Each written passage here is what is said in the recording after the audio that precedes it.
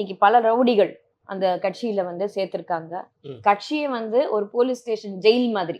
ஜெயில்ல இருக்கிற கிரிமினல்ஸோட போய் உட்காந்து ஜாலியா இருந்துட்டு அவர் வந்து அங்க ஸ்கிராப் விஷயமா இருக்கட்டும், ஒரு மணல் விஷயமா இருக்கட்டும், எல்லாத்துலயும் வந்து கை இருக்கு. இப்போ எல்லா இடத்துலயும் கலெக்ஷன் நடக்குது அப்படின்றது வந்து பாத யாத்திரை போது நம்மளுக்கு எல்லாம் பார்த்து தான் இருக்கோம். We are seeing everything. ஓகேங்களா?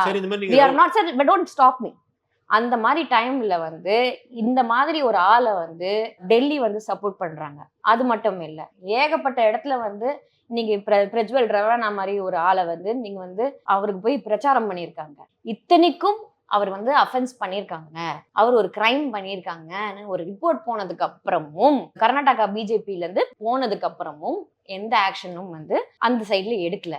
அப்ப அண்ணாமலை மேல எப்படி எடுக்க போறாங்க? அண்ணாமலையும் எடுக்க போறது இல்ல. அவங்க வந்து பெண்களுக்கு இன்னைக்கு வந்து பெண்களுக்கான ஒரு விஷயத்துல வந்து ரொம்ப மோசமா நடந்தது வந்து பாஜக தான்.